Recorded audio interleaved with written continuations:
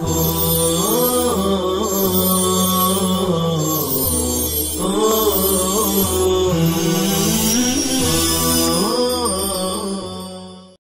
اللہ الرحمن الرحیم الحمد للہ رب العالمین الحمد للہ حمدا کثیرا طیبا مبارکا فیہ سبحانک لا علم لنا الا ما علمتنا انک انت العلیم الحکیم سبحان اللہ وبحمدہ عدد خلقہ ورضا نفسہ وزنة عرشہ ومداد کلماتہ فسبحان اللہ حین تمسون وحین تصبحون ولہ الحمد فی السماوات والارض وعشیا وحین تظہرون وصلی اللہ وسلم علی نبینا محمد وعلی آلہ واصحابہ وبارک وسلم تسلیما کثیرا کثیرا. بسم اللہ الرحمن الرحیم. ولو صح المریض واقام المسافر ثم مات لزمهما القضاء بقدر الصحة والإقامة لوجود الإدراك بهذا المقدار. وفائدته وجوب الوصية بالإطعام. وذكر الطحاوي رحمه الله تعالى خلافا فيه بين أبي حنيفة رحمه الله تعالى وأبي يوسف وبين محمد رحمهم الله تعالى وليس بصحيح. وإنما الخلاف في النذر والفرق لهما أن النذر سبب فيظهر الوجوب في حق الخلف، وفي هذه المسألة السبب إدراك العدة فيتقدر بقدر ما أدرك. عزیز طلبہ، ترجمہ ملاحظہ فرمائیے. اور اگر بیمار صحیح ہو گیا اور مسافر مقیم ہو گیا، پھر وہ دونوں مر گئے تو صحت اور اقامت کے بقدر ان پر قضا لازم ہوگی، اس لیے کہ ایام اخر کا ادراک اسی مقدار میں ہے، اور اس کا فائدہ یہ ہے کہ طعام کے ذریعے فدیہ دینے کی وصیت کرنا ان پر واجب ہے. اور امام طحاوی رحمۃ اللہ علیہ نے اس سلسلے میں حضرات شیخین اور امام محمد کے مابین اختلاف ذکر کیا ہے، حالانکہ یہ صحیح نہیں ہے. اور حضرات شیخین کے مذہب پر فرق یہ ہے کہ نظر سبب ہے، لہذا خلیفہ کے حق میں وجوب ظاہر ہوگا، اور اس مسئلے میں ادراک عدت سبب ہے، لہذا ایام اخر پانے کی مقدار میں وجوب مقدر ہوگا. پیارے بچوں، مریض اور مسافر کو قضا کا وقت مل جانے کے بعد ان کی موت ہو جانے کا حکم. صورت مسئلہ یہ ہے کہ اگر کوئی مریض یا مسافر رمضان میں روزے نہیں رکھ سکا تھا اور رمضان کے بعد مریض صحت مند ہو گیا اور مسافر مقیم ہو گیا، پھر وہ دونوں مر گئے، تو ان پر صحت اور اقامت کے ایام کے بقدر ان ایام کی قضا واجب ہوگی. چنانچہ اگر صحت مند اور مقیم ہونے کے بعد تمام فوت شدہ روزوں کے ایام کے بقدر وہ دونوں بقید حیات رہے تو ان پر تمام روزوں کی قضا واجب ہوگی. اور اگر صحت اور اقامت کے بعد وہ دونوں کم دن زندہ رہے اور جتنے روزے فوت ہوئے تھے اتنے دن زندہ نہیں رہے، مثلا ان لوگوں کے 15 روزے فوت ہوئے تھے اور صحت اور اقامت کے بعد یہ لوگ صرف 8 ہی دن زندہ رہے اور پھر انتقال کر گئے، تو اب ان پر صرف 8 روزوں کی قضا واجب ہوگی، کیونکہ ایام اخر سے انہیں 8 ہی دن مل سکے ہیں، اور قرآن کریم کی آیت فعدۃ من ایام اخر کے پیش نظر ایام اخر کے پانے کے مطابق ہی قضا واجب ہے. اب اگر ان 8 ایام میں ان لوگوں نے روزے کی قضا کر لی تو فبیہا، ورنہ ان پر واجب ہوگا کہ وہ مرتے وقت یہ وصیت کر جائیں کہ میرے تہائی مال سے ان فوت شدہ روزوں کا فدیہ ادا کیا جائے، اور یہ فدیہ انشاءاللہ اس کی طرف سے کافی ہو جائے گا اور اس پر مواخذہ نہیں ہوگا. ظاہر مذہب کے مطابق یہ مسئلہ حضرات فقہائے احناف کے مابین متفق علیہ ہے، لیکن امام طحاوی نے اس میں اختلاف ذکر کیا ہے۔ چنانچہ انہوں نے حضرات شیخین کو ایک ساتھ کر کے ان کا مسلک یہ بیان کیا ہے کہ اگر مریض و مسافر مرض اور سفر کے بعد فوت شدہ روزوں کے بقدر زندہ رہے اور اس دوران جتنا وقت ملا ان کی قضا بھی نہیں کی تو ان پر پورے فوت شدہ روزوں کے لیے وصیت کرنا لازم ہوگا، اور امام محمد رحمہ اللہ تعالیٰ کے یہاں جتنے دن وہ زندہ تھے صرف اتنے دن کے فدیے کی وصیت کرنا لازم ہوگا، کیونکہ صاحب ہدایہ فرماتے ہیں کہ یہ اختلاف صحیح نہیں ہے۔ لیکن صاحب ہدایہ یہ فرماتے ہیں کہ یہ اختلاف صحیح نہیں ہے، بلکہ سب کا متفقہ فیصلہ ہے کہ ان لوگوں پر ایام اخر پانے کی مقدار میں ہی قضا یا اس کی وصیت واجب ہوگی۔ وَإِنَّمَا الْخِلَافُ فِي النَّذْرِ، فرماتے ہیں کہ حضرات شیخین اور امام محمد کا اختلاف نظر کے مسئلے میں ہے، یعنی اگر کسی مریض نے یہ منت مانی کہ ٹھیک ہونے پر انشاءاللہ میں 10 روزے رکھوں گا، لیکن ٹھیک ہونے کے بعد وہ صرف 2 ہی دن زندہ رہا، تو حضرات شیخین کے یہاں اس پر پورے 10 دن کے فدیے کی وصیت کرنا لازم ہوگا، اور امام محمد کے یہاں صرف بقدر صحت یعنی 2 دن کے روزے کا فدیہ دینے کی وصیت کرنا لازم ہوگا۔ امام محمد رحمۃ اللہ علیہ نے بندے سے ایجاب کو ایجاب باری پر قیاس کیا ہے، یعنی جس طرح رمضان کا روزہ من جانب اللہ بندوں پر واجب ہے اور اس کی قضا کا حکم بقدر صحت ہے، اسی طرح نظر مانے ہوئے روزوں کی قضا کا حکم بھی بقدر صحت اور بقدر ادراک ایام اخر ہی مقدر ہوگا۔ والفرق، حضرات شیخین کے مسلک کے مطابق قضا اور نظر کے روزوں کی قضا کے مابین وجہ فرق یہ ہے کہ نظر والے روزوں میں سبب وجوب نظر ہے اور نظر موجود ہے، لہذا جیسے ہی مرض ختم ہوگا روزوں کی ادائیگی واجب ہوگی، اور نہ ادا کرنے کی صورت میں ادا کا خلیفہ یعنی فدیہ واجب ہوگا، اور چونکہ انسان کی موت کے بعد بھی اس کی نظر باقی ہے، اس لیے پورے نظر مانے ہوئے روزوں کا فدیہ ادا کرنا پڑے گا۔ اس کے برخلاف قضاء رمضان کا سبب وجوب ایام، اس کے برخلاف قضاء رمضان کا سبب وجوب ایام اخر کا پانا ہے، اور یہ پانا اتنے ہی دن متحقق ہوگا،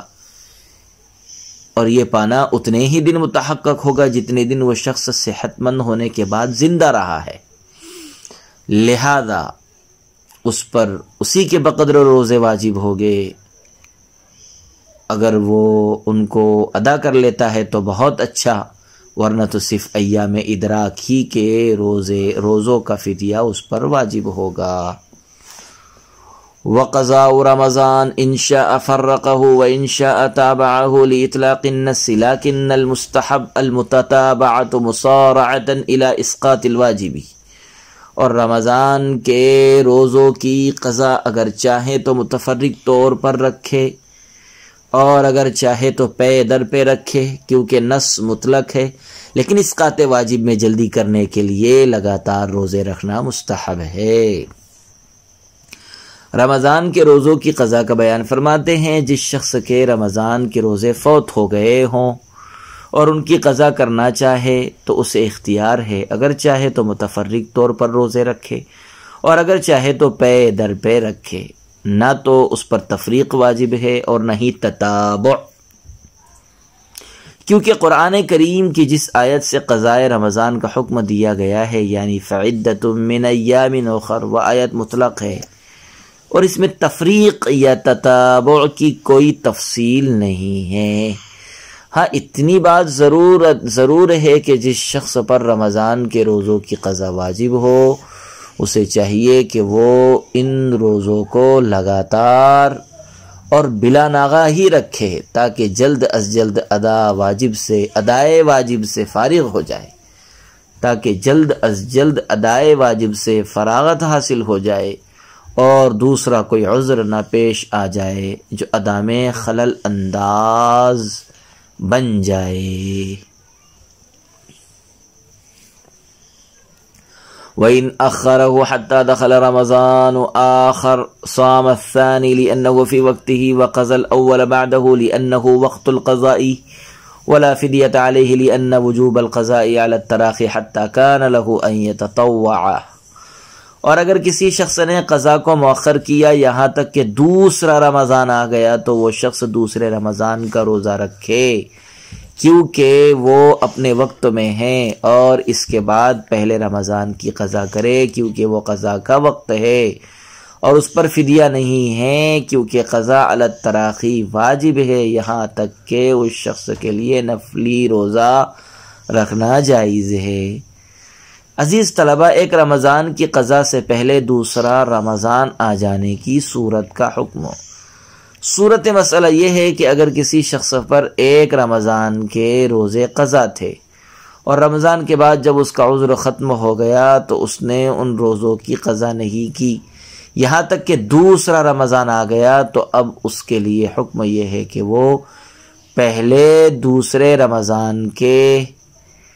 ادا روزے رکھے اور پھر گزشتہ رمضان کے روزوں کی قضا کرے، کیونکہ دوسرا رمضان اپنے وقت پر آیا ہے اور یہ شخص اس رمضان میں روزے رکھنے پر قادر ہے، لہذا پہلے وہ اسی رمضان کے نقد روزے رکھے اور بعد میں قضا کرے، کیونکہ پوری زندگی قضا کا وقت ہے اور اس تاخیر کی وجہ سے اس شخص پر فدیہ وغیرہ بھی نہیں واجب ہوگا، کیونکہ رمضان کے روزوں کی قضا فی الفور نہیں واجب ہے بلکہ اس میں تراخی اور تاخیر کی گنجائش ہے، اسی لیے تو قضا کرنے سے پہلے اس شخص کے لیے نفل روزہ رکھنا جائز ہے۔ اگر قضا کا وجوب علی الفور ہوتا تو اس کے لیے قضا سے پہلے نفلی روزہ رکھنا ہرگز درست نہ ہوتا، مگر قضا سے پہلے نفلی روزوں کا جواز اس بات کی دلیل ہے کہ قضا علی الفور واجب نہیں ہے۔ والحامل والمرضع اذا خافتا على نفسهما او ولديهما افطرتا وقضتا دفعا للحرج ولا كفارة عليهما لأنه إفطار بعذر ولا فدية عليهما خلافا للشافعي رحمه الله تعالى فيما إذا خافت على الولد هو يعتبره بالشيخ الفاني، ولنا أن الفدية بخلاف القياس في الشيخ الفاني والفطر بسبب الولد ليس في معناه لأنه عاجز بل بعد الوجوب والولد لا وجوب عليه أصلا۔ اور حاملہ اور مرضعہ کو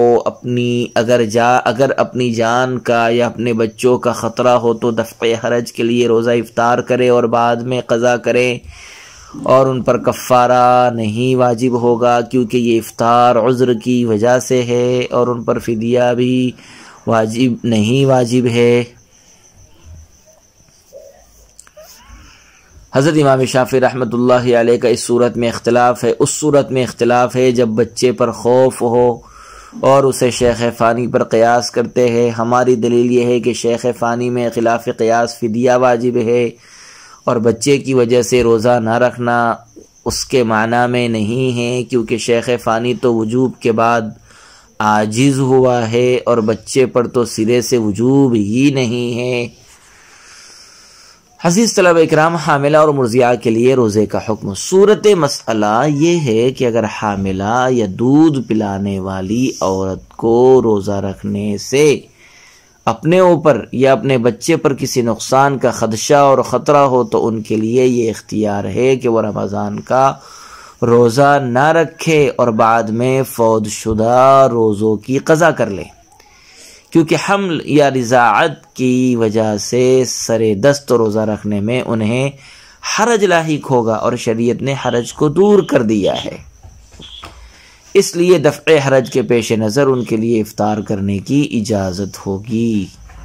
اور ہمارے یہاں نہ تو ان پر کفارہ واجب ہوگا اور نہ ہی کسی طرح کا کوئی فدیہ واجب ہوگا، کیونکہ حاملہ اور مرضیہ کا روزہ نہ رکھنا عذر کی وجہ سے ہے، اور عذر کی وجہ سے روزہ نہ رکھنے میں کوئی حاجت، کوئی جنایت نہیں ہے، اور عذر کی وجہ سے روزہ نہ رکھنے میں کوئی جنایت نہیں ہے، جبکہ جنایت ہی کی وجہ سے کفارہ واجب ہوتا ہے۔ اس کے برخلاف امام شافعی رحمۃ اللہ علیہ کا مسلک یہ ہے کہ اگر حاملہ یا مرضیہ عورت نے بچے کے خوف سے روزہ نہیں رکھا تو ان پر قضا کے ساتھ ساتھ فدیہ بھی واجب ہوگا۔ حضرت امام شافعی رحمۃ اللہ علیہ اس مسئلے کو شیخ فانی والے مسئلے پر قیاس کرتے ہیں کہ جس طرح شیخ فانی پر قضا کے ساتھ ساتھ فدیہ واجب ہوتا ہے، اسی طرح حاملہ اور مرضیہ پر بھی فدیہ واجب ہوگا۔ ولانا ہماری دلیل یہ ہے کہ شیخ فانی کے حق میں فدیہ خلاف قیاس نص سے ثابت ہے، لہذا اس پر حاملہ اور مرضیہ کو قیاس نہیں کیا جائے گا، کیونکہ فقہ کا ضابطہ ہے کہ ما ثبت علی خلاف القیاس فغیرہ لا یقاس علیہ۔ اور دوسری عقلی دلیل یہ ہے کہ بچے کی وجہ سے حاملہ یا مرضیہ کا افطار کرنا شیخ فانی کے معنی میں نہیں ہے، کیونکہ شیخ فانی وجوب صوم کے بعد اس کی ادائیگی سے عاجز ہوتا ہے، جبکہ بچے پر سرے سے روزہ وغیرہ واجب ہی نہیں ہے، اس لیے ایک پر دوسرے کو قیاس کرنا درست نہیں ہے۔ والشيخ الفاني الذي لا يقدر على الصيام يفطر ويطعم لكل يوم مسكينا كما يطعم في الكفارات، والأصل في قوله تعالى وعلى الذين يطيقونه فدية طعام مسكين، قيل معناه لا يطيقونه ولو قدر على الصوم يبطل حكم الفداء لأن شرط الخلفية استمرار العجز۔ اور وہ کھوسٹ بوڑھا جو روزہ رکھنے پر قادر نہ ہو وہ افطار کرے اور ہر دن کے عوض ایک مسکین کو کھانا کھلائے، جیسے کفارے میں کھانا کھلایا جاتا ہے۔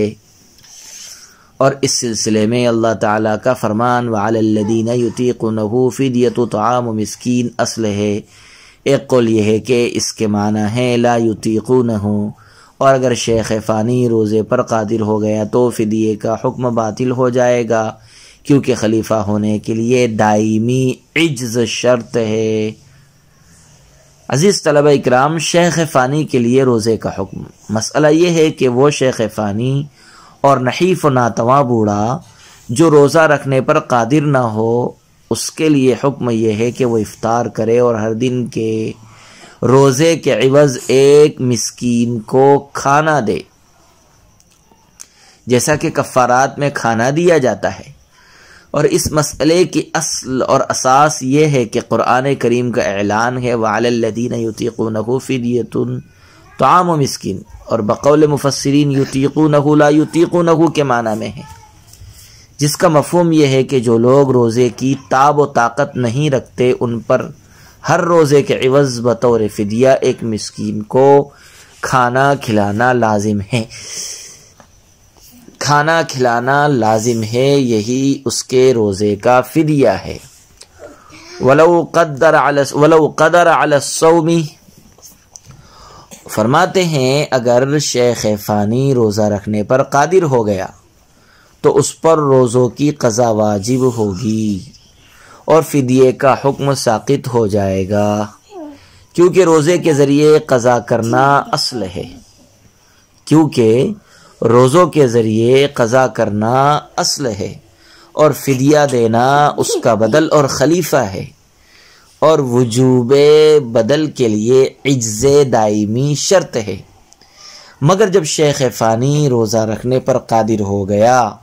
تو ظاہر ہے کہ اس کے حق میں عجز کا دوام نہیں ہوا، اور جب عجز دائمی نہیں رہ گیا تو بدل یعنی فدیے کا حکم بھی باطل ہو جائے گا اور روزوں کی قضا کرنی ہوگی۔